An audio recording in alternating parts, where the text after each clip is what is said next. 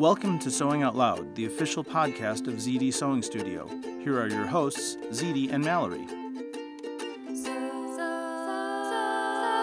Sewing Out Loud. Hello and welcome to the podcast. I'm Mallory Donahue. And I'm Zede Donahue. And today we're going to talk about the importance of seam allowance and then share with you one of ZEDE'S, favorite techniques for dealing with odd shapes. Yeah, weird seam allowances, let's say. Weird How do you seam deal allowances? with weird or unusual seam allowances, right? Or stitching lines or something. Whatever. We have yet to come up. We don't know. We don't know what to call this, basically. Yeah, that's true. Like we had the ham hot. Somebody came up with ham hot for that one technique. Right, and now we're not sure what to do about this. Seams. How about seamy? I don't know, but you'll get Seemingly bizarre. You'll get it when we talk about it, I think. I hope so. So, seam allowance. We have a little something in the works that we can't talk about yet. But it prompted me to ask in our Facebook group. You ask a question. What kinds of seam allowances, what size seam allowances, do you end up adding to a pattern? Right. And for those of you who are very new to sewing, you might be like, what are you talking about? My patterns already have seam allowance in them. And most of them do. Not all of them. Not all of them, but most of the patterns I think that are available to us do. So they're either marked on the pattern or they will say on the pattern, this is sewn with a such and such seam allowance. A 5/8, a 1/2, a da-da-da, quarter inch. And so I asked this question, and we got a few answers that we were afraid of. Yeah, that we were like, afraid for people who were doing what they were doing. So we thought we should clarify what seam allowance is for and how it's used in garment sewing in particular. Yeah. So what's the traditional garment sewing seam allowance, Mom? Well, in the U.S., and I believe in Canada, too. I think Canada takes on the U.S. measurements for some reason in sewing. That's what I've learned recently. Yeah, they've been saying they kind of are in a weird limbo. Yeah, because I thought they used the metric system up there, but I guess maybe in everything but sewing. I don't know, or sewing is one of their exceptions. So 5/8 has been the traditional woven garment seam allowance for the U.S. Yeah, 5/8 of an inch. Right. And 1.5 centimeters was what, when I started getting I used to get the Berta magazine. Uh-huh. When it was in German. Mm-hmm. Okay. And thank goodness I knew how to sew before I got it because I couldn't read any of the instructions. But their common seam allowance was 1.5 centimeters. Yeah. So those are they're the same distance. It's basically the same, it's very similar. And it's kind of big if you think about it. 5/8 of an inch is a little over a half inch. A little over a half inch. It's an eighth over a half inch, That's right. And so those of you who are used to centimeters, you know how big 1 centimeter is, so you can look and see. And that's kind of large, but it's really, guys, it's necessary for woven garments. And we got some feedback that people were like, oh, I'll just add a 1/4 inch for my wovens if I know I don't have to do a lot of fitting. And what's the problem with that, Mom? Well, for one thing is if you have any stress, if you have any stress at all on that seam, you're talking about only a 1/4 of an inch of allowance for those fibers to move around. So you're talking about losing your seam or, your seam sort of almost unweaving in a way.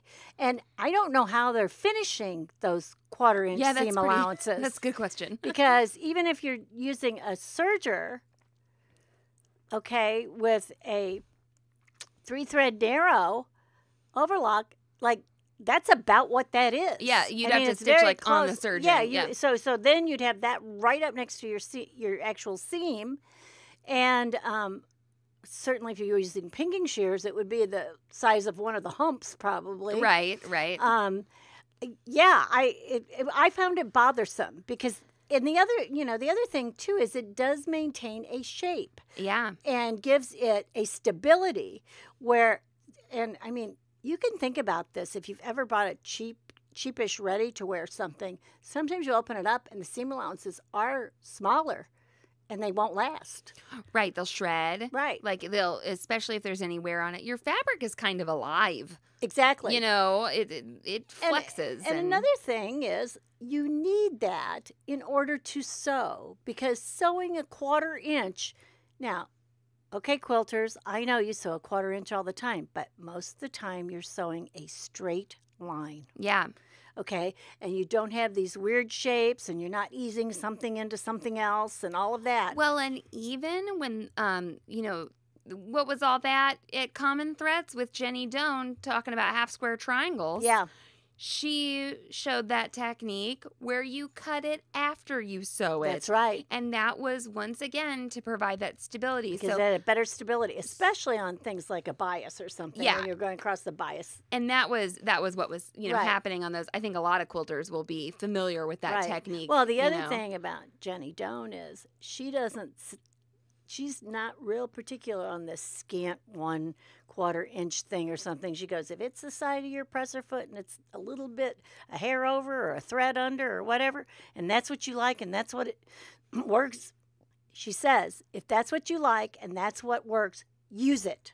Just be consistent. Just be consistent. Right. Yeah, okay, I like that. I like that. And, you know, 5/8 of an inch seems a little funny, I think, to us U.S. people, and I think it's because it's a rounder number in metric. It's at 1.5 I would centimeters. think probably it started out 1.5, That's what and we changed it. Yeah, that's what I think. I've never been able to find that history. No, but when I learned that 5/8 of an inch was 1.5 centimeters, I thought, oh, that's Yeah. probably where that number they came were doing from. 1.5, and we had to make it 5/8 over here. And so I have had people say, oh, you know, I'm just going to add a 1/2 inch seam allowance. Okay.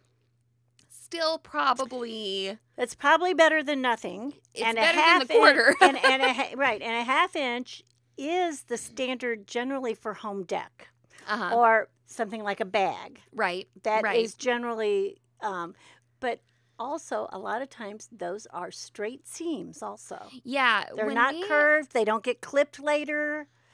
People were talking about how when they set in a sleeve, they feel like that big seam allowance gets in their way. And we need to teach people how to make that your friend. Yeah, I think we need to make that video We- really yeah. bad. That seam allowance should allow you to be more accurate. Absolutely. Actually, and provide that stability. Whereas if you do that with a 1/4 inch, I mean, you could be Oh, yeah. going off in the middle of nowhere. Well, the other thing is think about the bite between your presser foot and your feed dog. It's Yeah. not there. Right. The more fabric that you have laying flat on your feed dog and under that presser foot, the more control you have over that fabric. So we have been talking about woven garment Right. seams. When you know, quilters who are sewing on these, you know, 2 layers of cotton in this 1/4 inches, a quilt gets quilted Right. afterwards. Which means it's stabilizing its seams again. yeah, Well, and people don't finish quilts because they're staying away from the bulk or adding any bulk, and they want something flat. And basically, they want a seam that disappears. yeah, they don't finish that seam, is what Mom's saying. Like the quilt gets finished, you know, Right. it gets quilted. But the quilting of the quilt right. is considered finishing the seams also. And it will help support the fabric, you know. So just keep that in mind if you're like, wait, you know, the 1/4. And I even sometimes when I see certain types of children's clothing Right. using a really small seam allowance, Uh-huh. I'm like, ooh, be careful. Right. You still have to be careful. And they, you know, because there's a lot of wear on that clothing that kid's putting into it. And if you're talking about looking at the inside of the garment, and I've had people say, oh, well, it looks neater if my seam allowance is smaller. Well, first of all, it'll only look neater for a while because it's not going to last, I'm pretty sure. But think about how you're going to finish them off. My seams look great from the inside. yeah, absolutely. I don't think you can sew a 5/8 and then trim it down to a 1/4 inch. That's not a good idea. And the 5/8 inch seam allowance, speaking of trimming and whatnot, it allows you room for grading Right. if you ever need to do that. And someone said something like that too. Well, on my collars, I just add a 1/4 inch, and I was like, it doesn't matter. You need that full seam allowance so you can get that entire presser foot on top of that fabric and sew it together. Then you actually want to grade. Right. You don't want that to be the same. You want the layer. The lining is smaller than you want the layer next to the fold to be the smaller one. Right. And when your fabric folds around, like when you turn that collar right side out, some of that gets like taken up in the fold. That is absolutely right. Really be careful. So you can wind up with like an eighth of an inch in there. Yeah, be careful. And we don't finish those seams because they're enclosed. That's another reason a quilter doesn't finish their seams, because they're enclosed. Right. So, that collar is not enclosed. And if you've ever had the edge of a collar come out, it's a nasty thing. It's hard to repair. Yeah, that. Yes. Well, and you have no more fabric. Nope. There's nothing to work with. So the seam allowances, I mean, they're not actually there for fitting.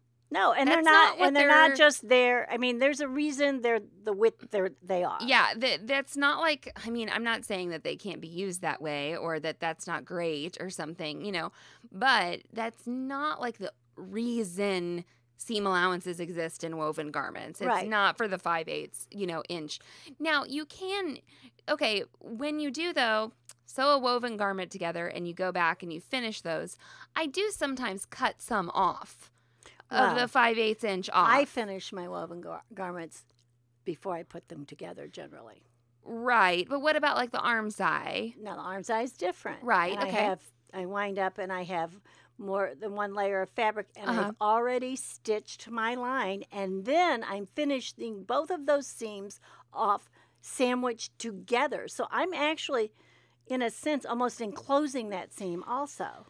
And you are getting, you're not serging right next to your stitching line. No, and I'm also not pressing it open. No.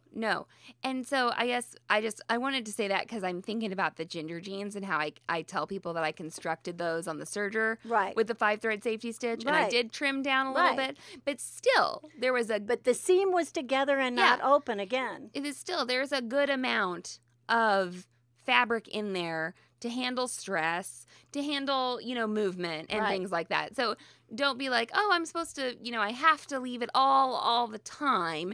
No, you may end up trimming it down, but don't trim it down too much, like Mom said earlier. Right. You can't sew it together and then cut the fabric up to your stitching. It's not gonna work out. It's not gonna serve you, that's for sure. Okay, so we were just we do want to say, on your knit garments, you may have a much smaller seam allowance. That's right. You may have a 1/4 inch seam allowance. Right. Knits work differently than wovens. You don't have to finish the seams, for one thing. They don't ravel. Yep. And oftentimes you're sewing on a serger or an overlock machine. And the knits in themselves handle stress, and right? the knits in themselves are a stretchy seam. Yeah. Yes. So that is very different. We definitely know that 1/4 inch seam allowances have their place in garment sewing as well as quilting, but just so you know, you do need that 5/8 or half-inch seam allowance. All I could imagine is someone putting together like this cotton dress with a 1/4 inch seam allowance, and I'm thinking, then how are they going to finish off their seams? And they can't press them open, and they're going to wear it, and it's going to get a little stress, and their seam's going to be gone. Yeah, well, and it just won't, maybe it'll be okay for a few wears. Right. Yeah.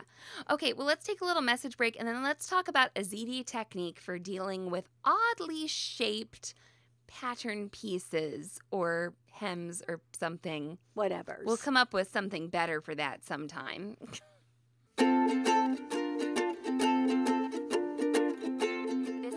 Is brought to you by ZEDE'S favorite scissors, the 6-inch comfort handle shears that are on our website.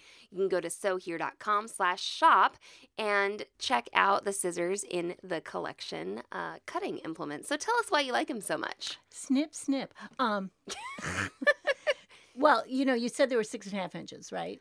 They're called the 6-inch comfort handle shears. Yeah. But the blade is only like 2 inches. That's right. So most of the room in these scissors is made for your hand. I can get like all 4 of my fingers in the one handle and a thumb in the other. Yeah. And they're a little. The word squishy might not be. Well, they are. But they're very flexible. flexible, pliable, or whatever. Now, I have a small hand, so maybe some people are only going to get 3 fingers. But what I'm trying to get across is the handle is the size of a large pair of scissors. Right. Yet the blade is small, easy to get into, really good for those little snips. They're great for even trimming embroidery threads, things like that. They're very light. A lot of people have said that their rotary cutter and these are what they use in their It sewing is. studio, It's just and that's about what all we you do. need. It really is. So you can, we cut out all of our patterns with rotary cutter, and then this is what we use for trimming, notching, all that jazz. Absolutely. The other thing is, they're not left-handed or right-handed. That's right. They're ambidextrous. They're I guess. ambidextrous shears. So you lefties, you can be real happy with a pair of these.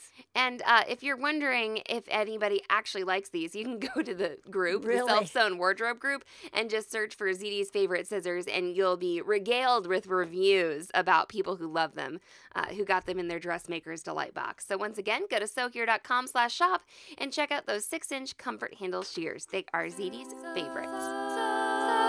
Sewing out loud. All right, we're back, and during the message break, we can't think of any we keep trying to think up like a term for this. something. We can't look it up on the internet because we don't have a name for it. Yeah, If it does exactly. exist. And I know that we're not the first people to come up with this I wouldn't think necessarily. so. But it is something that seems to blow people's minds on the regular. Yes, so yes. we will cover it.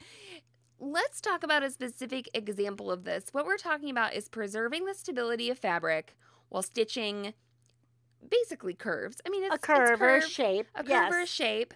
So let's talk about a scallop Okay. hemline Sure. or a scallop. I talked about trying to do a scallop waistband on a circle skirt. What's your process for that? Well, you do not cut the scallop in. Okay. That's it. You don't cut the scallop in. You're going to mark the scallop, whether you mark it on the facing or the lining or facing or whatever you're going to use, or even on the wrong side of your fashion fabric. You will draw in the scallop. Right. Do not, and you still don't cut it. Draw Right? it. No You cutting. just draw it. And then you wherever this scallop is, you're going to have 2 layers of fabric, and not either one of them is not going to be cut into a scallop, right? Right. They're going to have straight edges with a whole lot of, fabric left over on each side. You go to the sewing machine, and just sort of like how I taught you to sew, we drew lines on fabric and stuff. Yeah. Or I said, follow the line on this fabric. And you go over to your sewing machine, and you have that scallop that you have traced onto there. You have those markings, and you stick your needle in it, and you sew along those markings. Right. Okay? And when I get to where is Another hot tip. Well, where is the peak of the scallop? Is I it don't on the know. rounded side, Or or the is it the pointy- pointy side? I'm Okay. not sure what the Let's talk about the pointed or the pointy. are they more acute angles Yeah, that you're yeah. going to run into in sewing? uh-huh. Because sometimes even on a collar, Yeah. it's not a right angle, right? It might be like a 30-degree angle. Yeah, 30, 35, something like that. Right. Mhm. So when you go there, most of you have been taught. Maybe some of you haven't, so I'm getting you right now. You won't ever do it the Unzede way. So what you do when you get to those acute angles, you don't go to the very point of the stitching and then pivot. So when you get to those acute angles or whatever, you go right a few stitches away from them. And then what you actually do is you cross over where the point of that angle is, like 2 stitches, and then come back. I don't know if that sounds right to everybody. What I tell people is you cut off the point. Yes. You sort of you truncate do not want that extreme point. You also might make your stitch length shorter while doing this. Anytime you're doing something like this, I like a stitch length of like 1.5, because the more points you have, of course, the better line you have. And if you have a curved or angled line, you want more points there. So if you come up to your acute angle on your scallop, you're not going to go all the way To into the end. that. Right. Into that point. You're going to truncate it a little bit and maybe take like 2 stitches, So 2 you're short two stitches stitches across. short of being to the end of that line, Uh-huh. unless you've drawn it differently where Yeah, it doesn't there have you- that there acute you angle.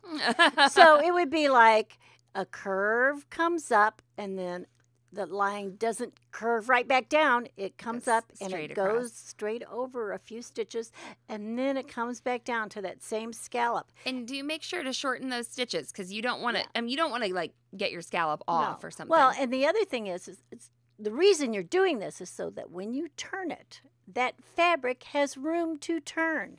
Otherwise, it doesn't really have. That's why you see it'll look like you have a little ball in the end of your collar or a little knot or something, and you try and trim it off, and you just can't even trim it off well enough. Even if you're trimming it off at that 45-degree angle or whatever, it's just not good enough because you don't have room to turn it. okay, back to our original.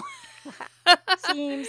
Yes. Okay. So you haven't cut your scallop yet, have you? Nope. No, you're sewing it. Right. Okay. And you've sewn your whole scalloped hemline. Yep. And got around it. now, after it's been sewn, Yes. Now you go back and you're going to trim your seam allowance. Probably on a scallop, you will go down to a 1/4 inch. you might go short. You might even go an 1/8 to a 1/4. The big thing with a scallop, what you're going to do is what, Mallory? Notch. Right. Notch. What's the other?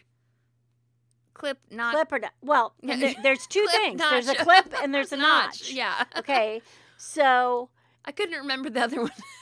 a notch is what you do on an outside curve. Yes. And what did you call I it? called it a clip. A clip. Yeah, That's what is I that call it's it. called? Clipping and Okay. notching. Yeah. I'm You're having getting me confused. I'm having pregnancy brain You're right getting me- now. you're- Notch I your kinda can't wait till curves. she's not pregnant Yeah. anymore. Anyway, So on an outside curve, you notch because when you fold that back together, that fabric's gonna go on top of itself on each other. Like gonna They're- reverse right. its ankle. Right, You know? it'll reverse its angle, and you clip on. Like concave inside curves. Yes, Yes. yes. There you go. That is Right. exactly what you do. Yes. So you'll see this talked about in patterns, etc. But the big deal here is we sewed our curvy shape before cutting it. We did all that truncating of points and stuff, etc. But the big deal was we didn't cut out 2 scallop-shaped pieces of fabric and then attempt to sew them together. And have to pin the holy daylights out of it, which is not going to work because it's just going to distort it. I told this story in the self-sewn wardrobe live broadcast that we did. That was it was an episode of this podcast too, the Cotton Organdy podcast, Right. where I thought I was going to do a scallop waistband, and I tried to do it by cutting the scallops first Right. and doing it, and it was like my scallops all leaned like to the left. Left. Or something, because I would come around the curve Right, on 'cause the you're sewing coming around that machine. curve. It was made of kind of some loosely woven linen, Mm-hmm. so it was a fabric that was already kind of unstable. Right, and You know? probably kind of slubby. Did it have some Yeah, Not a lo- every thread not- was exactly the same. Not that was super in it. Right. regular. And this is though a point where the cotton organdy comes in handy, because when you do something scalloped like that, if it's a heavier fabric on the outside, Right. don't line that No, with the the same same. heavy fabric. Right. Use it. Right. Use cotton organdy, right? Or Right. use something like and that. it will fold more towards the cotton organdy. It'll be beautiful. It will reduce bulk, won't it? absolutely. Now, we were talking about cotton organdy as an interfacing Mhm. in our cotton organdy episode, and you spoke about if you have like a chunk of fabric, whether it's the cotton organdy or it's your fashion fabric, Uh-huh. and you have a collar to cut out of that, Uh-huh. or some other oddly shaped item, Yes, you will sometimes trace that that's correct. onto the fabric, That's correct. sew your shape, That's right. and then cut it out. That's right. Once again, this is you taking advantage of the stability of the fabric. Of the fabric. And what we're saying is you have this collar and the shape of the fabric is bigger and greater than your seam allowances. It might be a rectangle. It might be, it might be a square or something. And you trace that pattern onto there and you stitch on that line that you have traced on. And your feed dogs have more control. You have more control. You have less shifting. Especially, something like this, like baby clothes, doll clothes, Oh, yeah. the itsy, hey, sewing a doll. Sewing a doll. A cloth doll. Yep. Never cut it out. Yeah. Trace it on. You cannot cut out those little fingers or those little feet or the little whatever or the little necks. Fingers on a doll were always the example I used when I was teaching the class how to use your sewing machine. Yeah. And I was talking about, making your stitch length shorter for Right. curves, It's like, think about making a doll. The other thing is, we get to shout out Lonnie again. Lonnie. Lonnie did some collaboration with somebody, and I can't remember what it is, where they drafted a bunch of pockets. Uh-huh. Okay, and so we haven't brought this up yet, but this is the perfect example. Let's say you want to make a pocket on a skirt that's the shape of like an apple Yes. or a pear. Yes. Or like a Or a moon. heart. How Or about a heart? a heart, or something A heart like has that. a scallop in it, and Yeah. it has Inside, inside and outside curve, and an inside point point. and an outside point. Okay, I used to always, when I taught machine applique, use a heart because it had all the shapes. so heart, yes, heart's Yeah. the best, but you want to make a fun pocket, Right.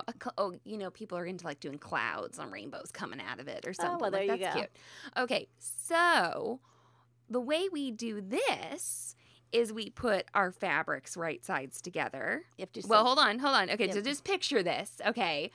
Our fabrics are right sides together, but what we've done before we go to sew that is we've put a little buttonhole. We put a buttonhole in either the lining or the side that's going to be sewn to against against the garment. Right. The side that won't show.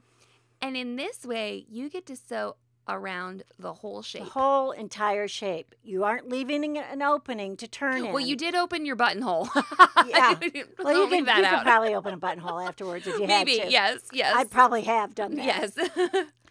Okay, I started doing this. You know how old I was when How I old figured were out how to you? do this? Like 15. Oh, yeah. You're so smart. Well, okay, because I was trying to copy a retail dress. Yeah. And we wore a lot. Oh my gosh, I can't tell you how many cotton shirtwaist dress and shirtwaist shift dresses I wore in those days.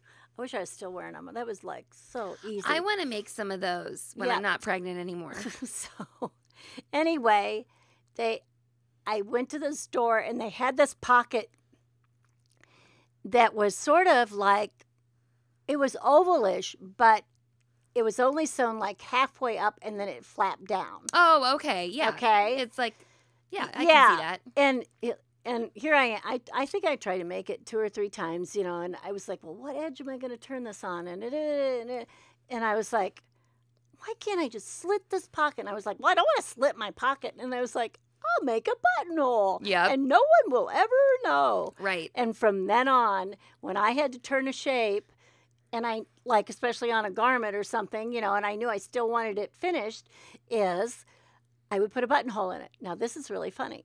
The other thing you can do is you can put your change inside Inside the button. inside the buttonhole, and you won't lose it out of your pocket. Right. Yeah, so just now, I do know some people, though, they'll put a little buttonhole, they'll turn it, and they will close the buttonhole. Oh, I never did. Yeah, some Yeah, people I will. never did. Evie taught a machine embroidery class where she Uh-huh. did this, and she didn't have us do a buttonhole. Uh-huh. She did just have us slit it, Uh-huh. but that stuff Right. was getting, like, appliqued down. Well, I knew I could slit. Right. So, yeah. I'm just saying, Right.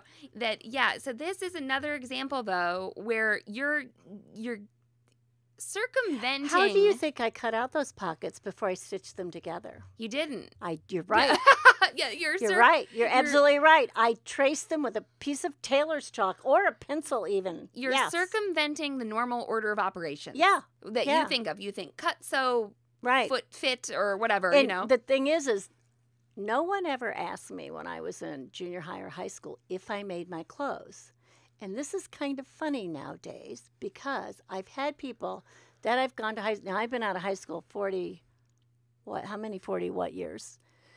Million, over 40 45. million. Over 45. What is this? 2017. 46 years. 46 Yeah. years, okay? And I've gone back to reunions because my husband and I graduated in the same class, so it's just fine to go back to these. Yeah, it works out. And people will say, "Oh, I see your sewing stuff. When did you start to sew?" Oh, that's funny. And I'll say, I sewed all through junior high and high school. I made all my clothes, and they were like, "You made your clothes?" I said, "Almost all of them, yes." Yeah. I might buy like a cardigan sweater. Uh-huh. You know, I would Mom buy a doesn't cardigan knit. sweater, and then I would make a dress to go with it or a skirt to go with it. Mom doesn't knit, everybody. Oh, now I don't knit. I knit. I knit mama Mallory things. knits. I knit mama things.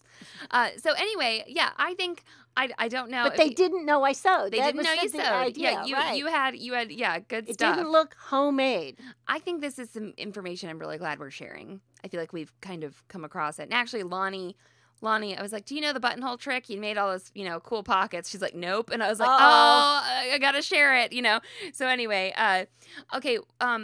Thank you so much for listening. I think we're all good Oh, we on are. this. What do you think? I mean, we covered scallops, the cool pockets, Yeah, all about seams.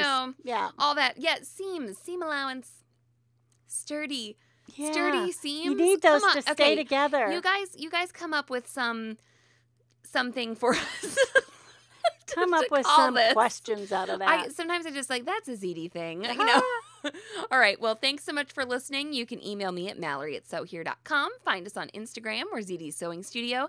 And if you subscribe to this podcast in iTunes, if you could go through the grueling process of leaving us a review, that would be super. You have to search for the podcast. You have to find it, click on it. You will need to sign in with your Apple ID, and then you can say whatever the heck you want yeah, about you us. can say whatever you want about us. Say you hate us. It's cool. All right. So long and so happy. Thanks for listening to Sewing Out Loud. For even more expert sewing advice, visit sewhere.com.